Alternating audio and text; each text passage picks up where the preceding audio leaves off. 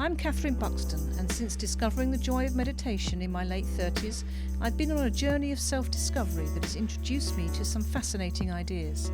Join me as I take a deeper dive into the areas of our well-being that we just don't give enough attention to. Would our lives really be any better if we took our well-being seriously? Each week I'll be joined by a well-being specialist to unpick the value of sleep, nutrition, kindness and so much more. This is Things You Should Care About podcast in association with Isbourne.org. So welcome to the podcast Things You Should Care About, and I'm here today or this evening with the lovely Laura Vout, who is a Evidence-Based Nutritionist. She's an evidence-based nutritionist. I knew I wasn't going to be able to say that. Evidence-based nutritionist, Laura? It means a nutritionist that uses proper research and science as a basis for their practice, but we also consider our kind of experience with clients and the person sat in front of us. Oh, right. So it's all with foundations of actual real science, but also taken into account what is actually happening in the real world. Yeah, with the real person. Well, that's nice to hear, isn't it? Because sometimes you can just look at these things and there's just a scientific approach and that's just thrown at you. But, you know, if you just take the person as a whole, it may not be relevant for them or right for them. Exactly. Yeah. And most people don't want to know that you've read 10 scientific papers about carbohydrates. Absolutely. No one needs to know that.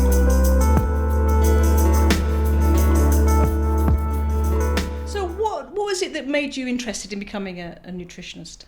Maybe 5 or 6 years ago, I went travelling with a friend, came home, and then a combination of things led to me developing quite depleting IBS.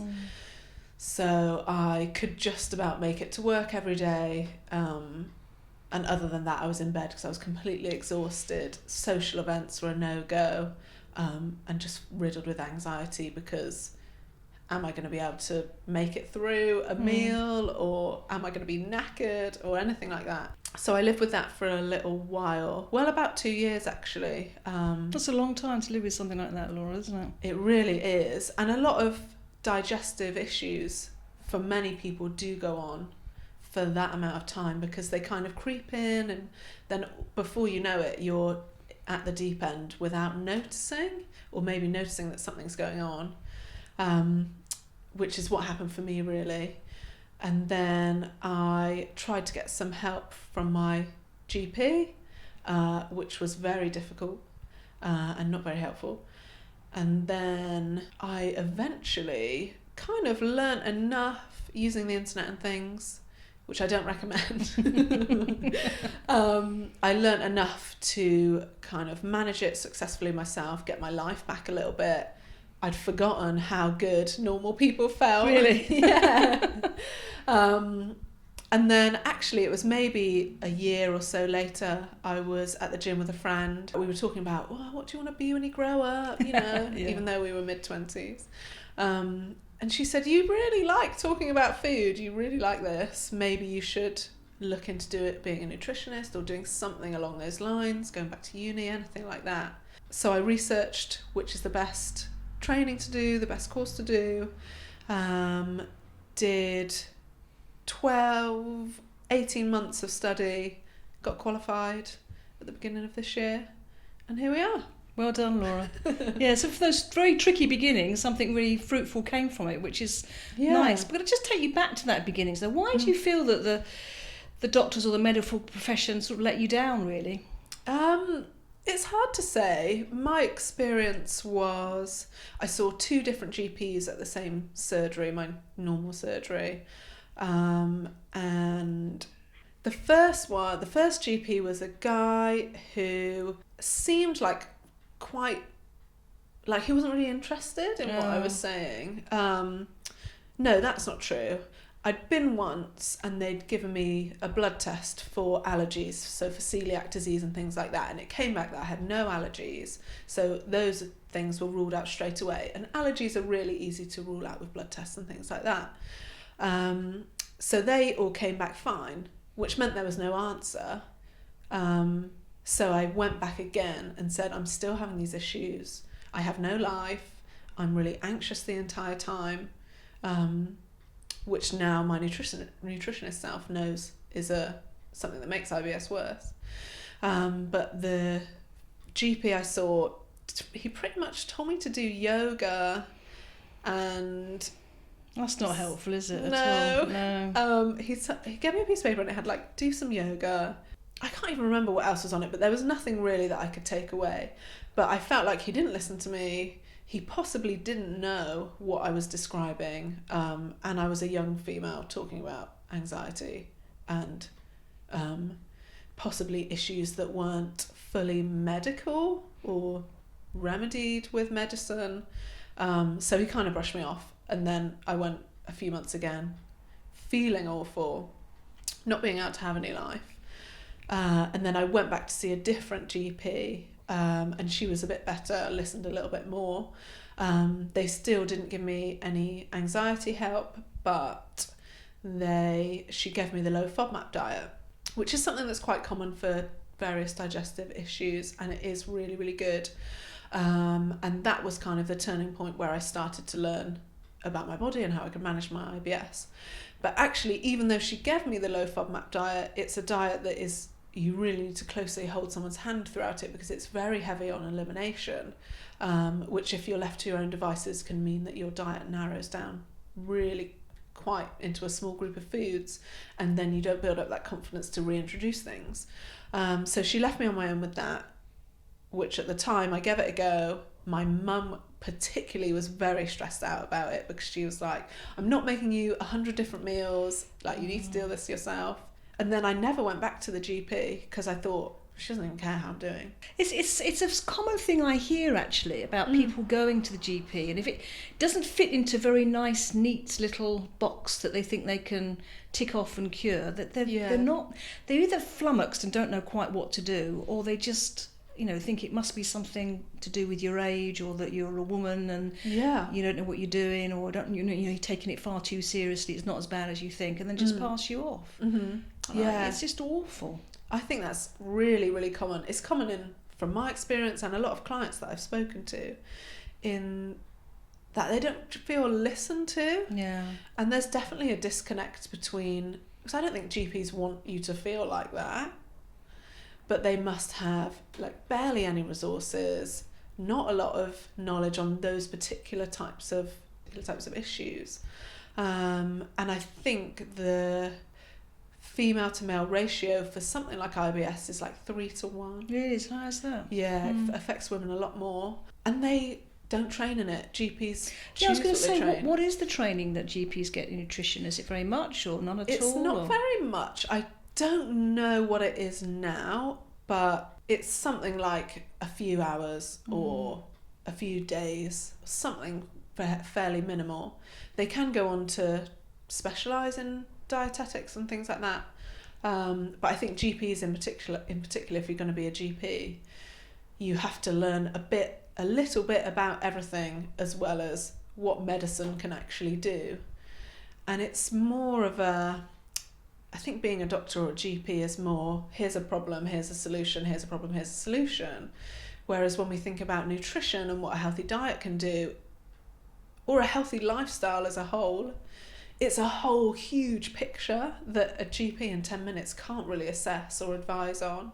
So I think there's definitely a space or a grey area between what the medical profession does and what we should be doing, or the advice we should be getting to eat healthily. So if I came to see you, Laura, as for nutrition, what kind of things would you be asking me? I mean, when I think of nutrition, I think it's eating lots of nice healthy greens, which I don't do all the time, I must admit. Low fat, no sugar, just fruit, vegetables, and off you go, bye-bye. Is that too simplifying it too much? It kind of is. Although you should definitely eat loads of fruit and veg. Fruit and veg are amazing. But if someone comes to me, I'd probably talk to them about why they've approached me, what has triggered this, because usually there's something like, I'm feeling really rubbish, I want to address some weight issues or anything like that. And it's more of a, I think being a doctor or a GP is more, here's a problem, here's a solution, here's a problem, here's a solution. Whereas when we think about nutrition and what a healthy diet can do, and it's something like a few hours or a few days, something fairly minimal. They can go on to specialise in dietetics and things like that. But I think GPs in particular, if you're going to be a GP, you have to learn a bit So we talk through those types of things, because nutrition is different for everyone, and what someone requires from their body. So someone who's like an athlete or has a really physical job needs something different to someone like you or I, who's mainly desk-based. And that means those two diets are very different to live a healthy, long life.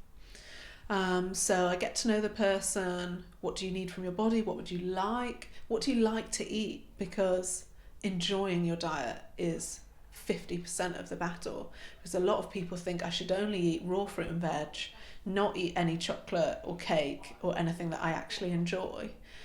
And really a lot of my work is teaching people that you can enjoy all of those things, and it's important that you do, because how happy are you going to be living a life without those things? And it's completely unrealistic. Yes, it is unrealistic, isn't it? Yeah. Really? Yeah. And you can be perfectly healthy and enjoy the things you like, get as much out of life as you like. And being happy and enjoying your food is also a really big part of being healthy. You've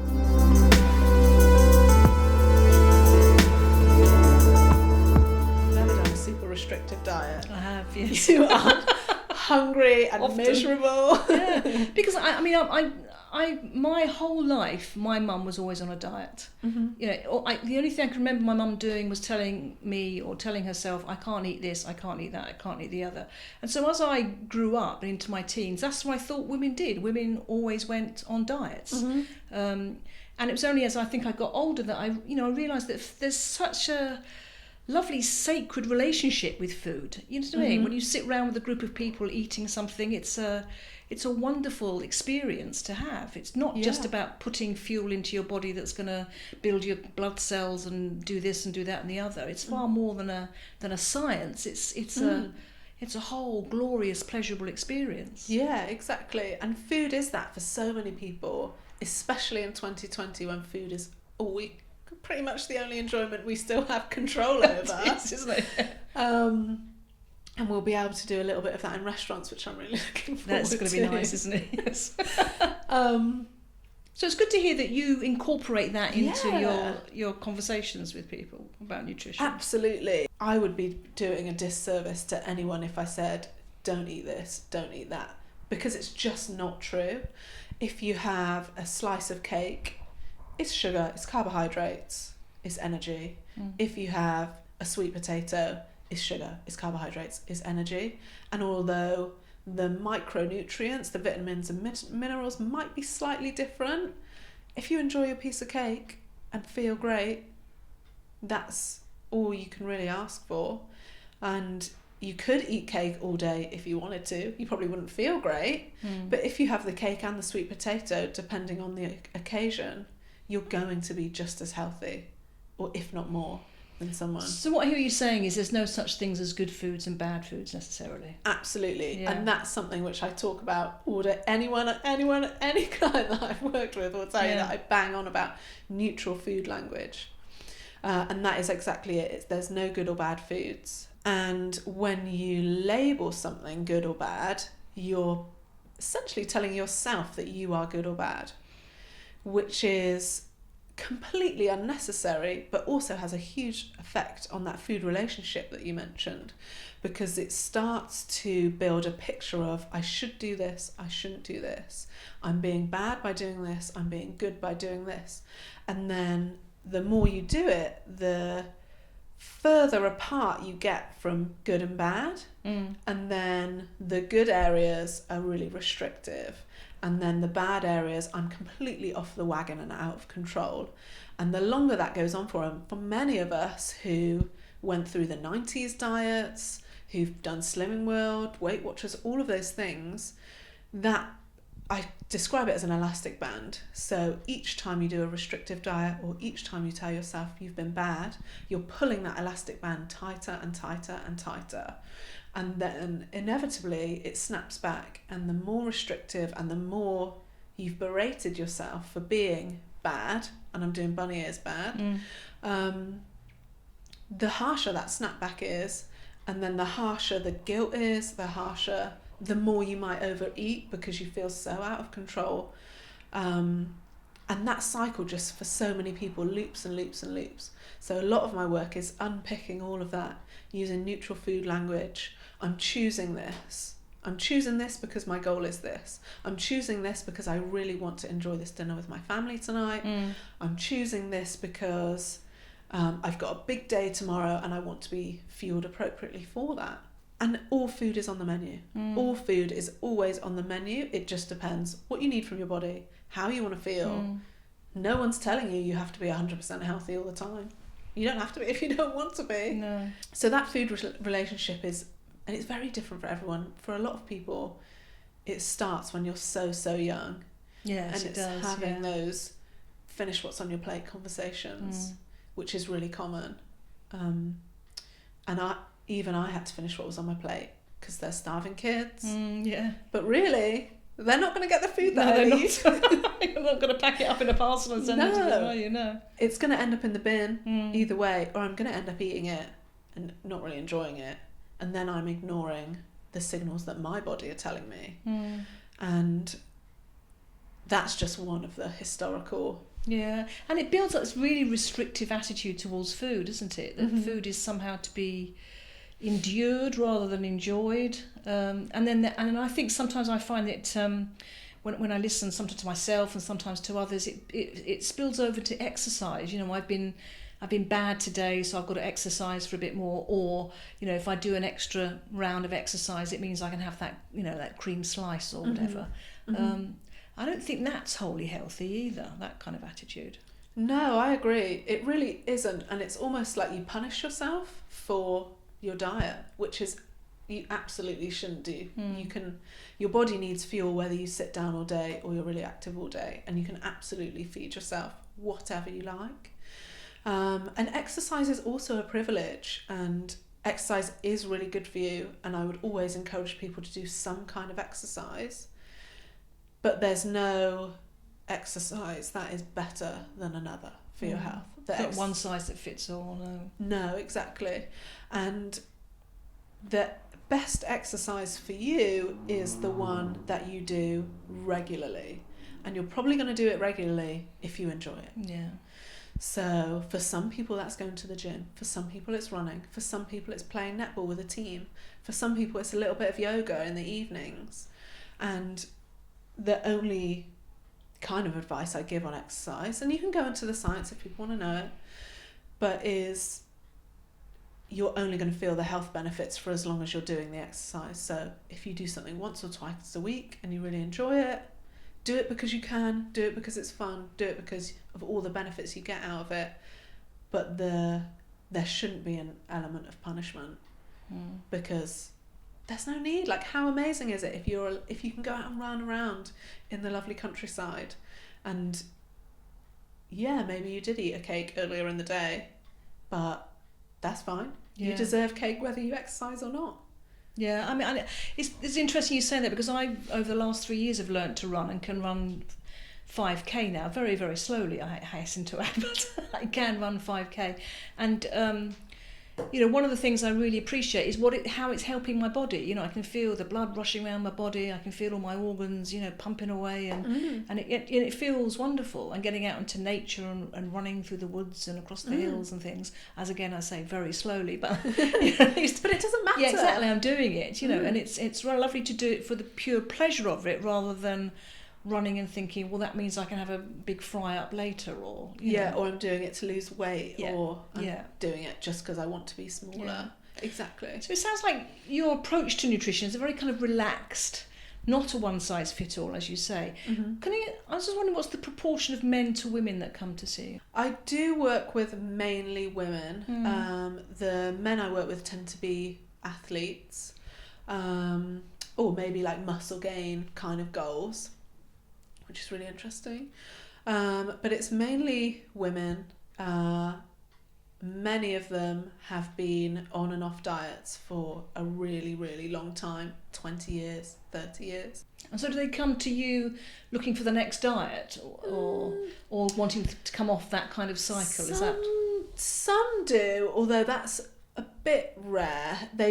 More so people come to me. I talk a lot on social media about all of the things we've talked about letting go of diet culture. I talk a lot about the good and bad foods, letting go of food guilt. I talk a lot about enjoying cake, enjoying some drinks on a Friday night. And I think it's really appealing for people to see me, a female, saying you can enjoy the things you want to enjoy. And I think people come to me because they're attracted to that. Yes, yeah. It's a refreshing thing to hear, isn't it, rather than feeling guilty about food. Exactly, yeah. And I think, unfortunately for women, it is something that is pushed upon us a lot more. And of course, there are so many issues with body image for men as well. But with the diet culture in particular, historically, it's very targeted towards women. Women should be as small as they possibly can be. They should eat as little as they possibly can. As we've seen from the crazy Vogue white wine diet and things that have circulated. Oh, what's the white wine diet?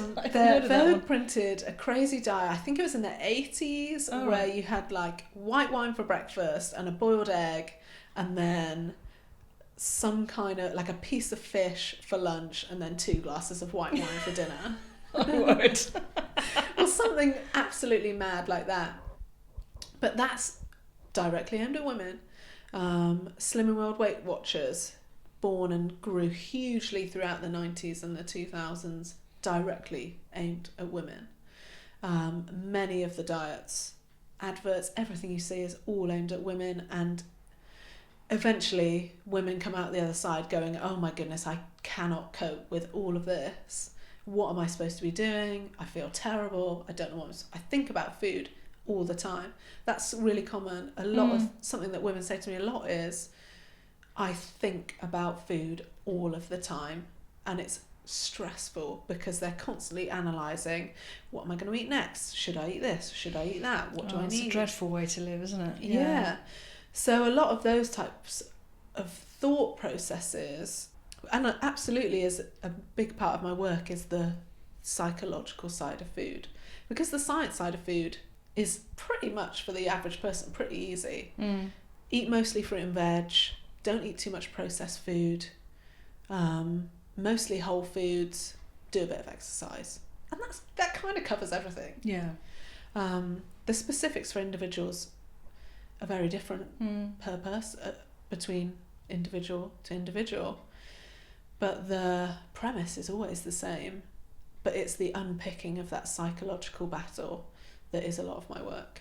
And do you find a common thread through that with the people that you see, that psychological battle? Is it? It varies between different people. The most common things are good and bad, telling yourself good and bad food. Food guilt is a massive one, feeling guilty after eating the XYZ, or feeling guilty after eating, full stop.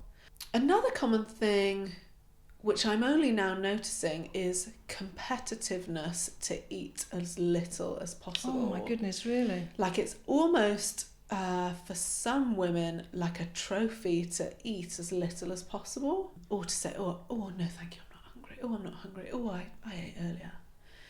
And it's very strange because no one is really competing there, but it's almost like with themselves. And actually, in that scenario, there's typically some backlash of that, like secret eating and things like that, which is really tricky to unpick. So that competitiveness is what's competitiveness amongst their friends, or competitiveness with themselves? I'm thinking about a client in particular who described like a group of friends. If you'd go out to eat, they'd, I'll just have a salad. I'll just have a salad, and then no one would eat anything. And I wonder if that's, she's not eating anything, so I'm not going to eat anything. I'm just going to order salad because of this. Whereas if I work with a client and they're going out to eat, I say, order what you want, enjoy it, don't worry about it. Do you know, it's really interesting because I remember some years ago when I first moved to Cheltenham, I went to a pizza place, I think it was Pizza Express, and there were some girls there dressed in the Cheltenham Ladies' College, and they'd all ordered a pizza. but all ate about 3 slices or 2 slices of it, and then just pushed the rest of it away. What? So there was these big piles of pizza that which they weren't. You could say that they weren't going to eat it. So it was almost like a competition who could eat the least amount. You know what I mean? So yeah, I can sort of understand that. But I know you're very intrigued by, or very passionate about feminism in nutrition. What's the kind of relationship there, do you think? Well, kind of like I said, diet culture is aimed at women so aggressively. And I think for me personally, the connection is that is the life I led. I grew up looking at the 90s supermodels in the magazines. I grew up doing 100 sit-ups before school and 100 sit-ups after school. I went out running early in the morning because fasted cardio is best for fat loss. It isn't, but that's what I thought. And I'd try to eat as little as possible. I'd think about my body the entire time. And actually, now, sitting here as I am now, I think if I wasn't as obsessively thinking about what I was eating and the exercise I was doing, I'd have done better at school. Really? As complex as that was it? And I think it's common for many women, people who I've spoken to, friends. You think that how you look and the size you are matters so much more than what's in your brain, especially at that young age where you're 12, 13, 14. And I wouldn't take lunch to school. Really? Yeah. And like diet culture didn't hit me the hardest. I had an average suburbia upbringing, and there was always food available. I had to finish my dinner and things like that. But I just remember only thinking about that rather than thinking about, I should probably do really good in my exams so I can have a good job. And I am an intelligent person. I did well at school, but I could have done better if I didn't have those hang-ups.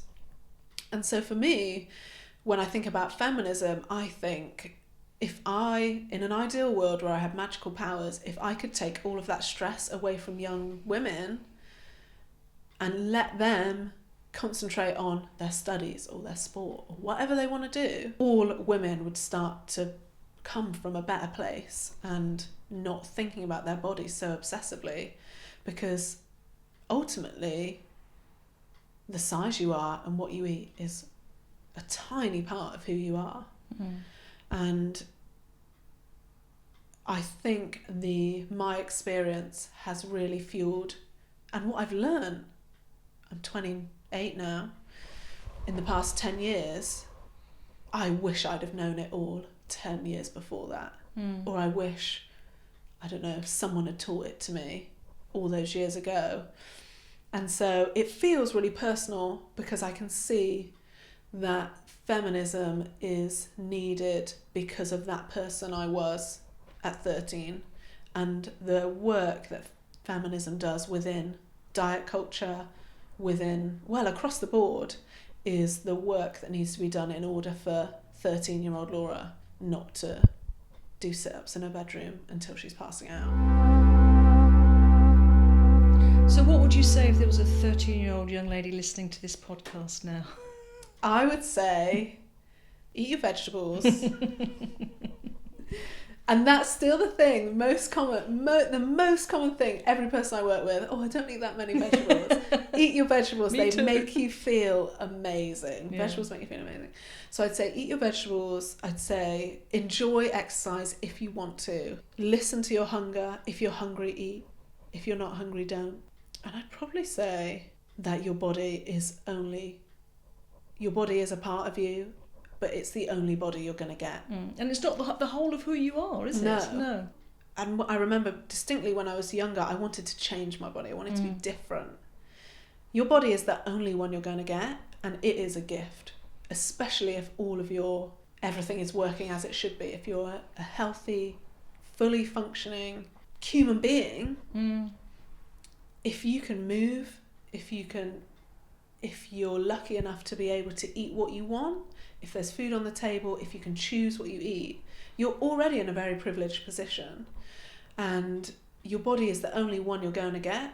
And if you treat it nicely, it'll reward you for your long life to come. So I'd say work on body acceptance, eat your vegetables, and do some exercise. Yeah, and then stop thinking about it. Stop thinking about it. Have the occasional cream bun and enjoy it. Yeah. It's interesting, isn't it? Because that whole diet culture, like you said, which, from what I've heard about it or know about it, devised by men.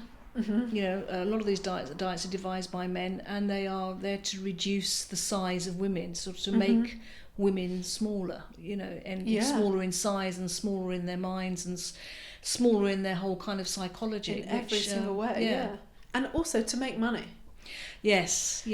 A lot of the diets we know and kind of love today, or we are really familiar with today, a middle-aged white man designed it, and he tells you that you've got a problem, and then he tells you that he's got the solution, so hand over your money. And by telling you that you have a problem, it's doing all of those things that you described. You need to be smaller. You need to think smaller, be smaller, wear smaller clothes. Don't have any aspirations. Exactly that. Only think about being smaller. Don't think about taking up space and being bigger. Give me all your money and I will make you the smallest you can possibly be. And then you will be happy and accepted by society. Well, really, that isn't true. No. So diet culture is primarily fueled or triggered by those men. And I don't know whether 50 years ago someone said, oh, I think women want to be smaller. They definitely didn't. No. That women want to be smaller. Actually, what probably happened is someone said, I think I can make some money here. Let's tell women that they should be smaller. A lot of this thing is preying on women's and men's and people's fears about not being acceptable. Yeah. And if you can try and through the culture to say that being an acceptable woman is to be smaller, then you can make a lot of money out of it. So, exactly. Yeah. And being smaller is kind of everyone's, or the ideal that being smaller is kind of everyone's responsibility, because these guys maybe started it or the magazines started it, but we all still cultivate that culture now. There's so much good work going on to undo a lot of that, but still it's so deeply ingrained in us that I bet in so many friendship groups we still talk, oh, what diet are you doing? What are you not eating? Oh, you look like you've lost weight. That's a really good thing. Yes, I've noticed that a lot. Yeah, if somebody turns around and says to me, "Oh, like you look like lost some weight, Kathryn," there's a part of me that goes, "Oh, that's great, isn't it?" Whereas somebody said to me, "Oh, you look like you put on some weight, Kathryn," I'd feel deflated. Yeah, you know what I mean? Yeah. And actually, if someone says to me, "You look like you've gained weight," one, I'd think, why are you commenting on my body? Yes, exactly. It's what gives you the right to make that comment anyway, yeah. And also, what actually has probably happened is I've been going out with my friends and enjoying myself a lot more, or something has changed in my life, and maybe someone who really cares about you would say, oh, is something going on for you at the moment? But I think that's a massive part of it, just commenting on people's bodies. Like, how many times have you seen someone drastically lose weight and thought, oh my God, they look great, but actually they're having a really shit time. Something terrible has happened. They've had a breakup or something has happened and it's actually come out of a struggle, and then you compliment them on that. You're kind of perpetuating, or it kind of perpetuates their, oh, I'm feeling absolutely awful and not eating and not feeding myself. But that's a good thing. It's a horrible relationship, that, isn't it? Yeah, it's toxic. Yeah. It do you think, though, obviously you're considerably younger than me, Laura, but do you think it's getting better? Do you think that the current emphasis now and feminism is much stronger or much more listened to nowadays? Is it getting better for young girls? I think so, and I say that with caution because I operate in a very feminist nutritionist environment. So a lot of the media that I see, as we know, is the media I see on social media is tailored towards me. So I see that is the case. And if I think about my friends and the people I speak to regularly, I think that is true. I definitely think that is true. And if I compare it to some of the clients that I work with who are maybe a generation or two above me, I can see differences in the mindset. I think a good example would be using the scales to weigh yourself. Generations above me still really care about that number on the scale, whereas myself and maybe people a little bit younger than me are now starting to not care about the scale number so much, but maybe thinking about how their clothes fit, or they're still caring about their size, they're still caring about wanting to be smaller, but it's in a different frame, which I think is a step in the right direction. Scale weight means absolutely nothing. I mean, the most liberating thing I ever did was to chuck my scales away, so that, yes, it was wonderful. Not to be sort of stuck to that on a Monday morning, having to go and weigh myself. Or feeling I had to. Yeah, exactly. And that is something that I recommend to anyone who is feeling, if you step on the scale and you have an emotional reaction, whether it's good or bad, put them away or bin them for a long period of time and see how you feel. Because many of the clients that I work with they'll get maybe some inches and we'll measure them, and their waist might be a little bit smaller or anything like that. And then they'll step on the scales and it won't have changed, or it'll be a little bit higher, and then they feel like they've made no progress, which is absolutely false. Because if you are aiming for fat loss, and it's absolutely okay to do that, you want your measurements to come down because that is your size, that is the fat coming off your body. But standing on the scale pretty much tells you what's in your stomach from last night, how hydrated you are, what your organs and bones weigh, and then your body fat is a really small percentage of that. So it's not really a great metric to use anyway. What do you think of BMI? Because that's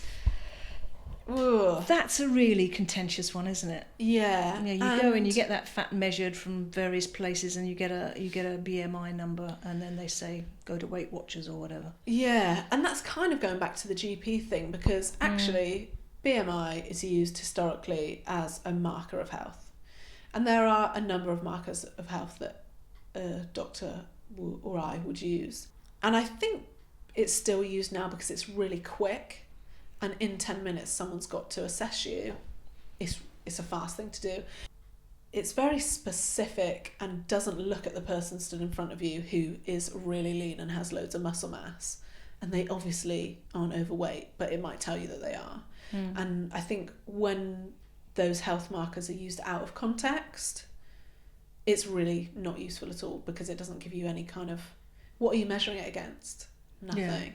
Yeah, I read an interesting thing that said BMI is as useful as somebody putting a mood ring on your finger to tell you whether you're depressed or not, which I thought was, it's going back to what we said before. Yeah. You go back to the GP or a health professional, they've only got a certain amount of time, so they need these very quick things or quick fixes that can indicate whether you're overweight or depressed or whatever. Yeah, exactly. You need to do X, Y, and Z. Exactly.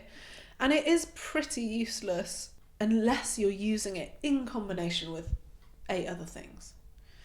So any kind of scale or anything that tells you your BMI, it means nothing. So at least if someone comes to see you, then they will get more than just, let's have a look at your BMI. Yeah, exactly. Good. For a start, I'll look at the person in front of me, and you can see whether someone's athletic or whether they've got mountains of muscle, that if you use BMI, is going to tell you that they're overweight. Absolutely. Well, Laura, I'm just about to go off and have a slice of cake, but before I do, can I just ask you one last question? Of and course. We're asking this for everybody that comes onto the podcast. What one piece of advice has someone given you that you would like to pass on? And it doesn't have to be about nutrition. And mine isn't about nutrition. Okay. And it's an interesting one, because it's the piece of advice that stuck with me ever since I heard it. I think about it all the time. But it was given to me by probably my worst ex-boyfriend. But he said, I was feeling particularly down one day, and he said, do one thing every day that makes you happy. And every day now I think, what have I done today that makes me really happy? What brings me joy today? And even when I've been in really dark times, it still just pops into my head. And I think, just focus on one thing today that makes you happy. and I've given the advice to friends if they're struggling, and the feedback is always the same, that you do one thing, you cry for the rest of the day, you hide in bed for the rest of the day, but you do one thing for yourself, no matter how small it is. And then the next day, what am I going to do that brings me joy today? And weeks pass, few days pass, and it snowballs, and suddenly everything is feeling a little bit better and a little bit brighter. So it's simple, and it is such effective advice, and I can't tell it enough to everyone. That's lovely advice, Laura. Thank you so much for that. That's really wonderful. Worries. So what have you got planned? Have you got any courses or workshops or things coming up? So in January I do 3 times a year, I do group nutrition coaching, which is a group of no more than 10, and we learn about nutrition, and we do a lot of food mindset, food psychology. There's a bit of fat loss in there if you like to. So January will be my next intake, and if you want to know more about that, you can follow me on Instagram at Laura Vout Nutrition, and also on my website lauravoutnutrition.co.uk. That's fantastic, Laura. Thanks ever so much for coming in to talk to us today. Thank you. And I've really enjoyed it, and I shall not feel guilty about my slice of pizza and slice of cake. I'm going to have some prosecco. Absolutely. Thanks, Laura. Thank you.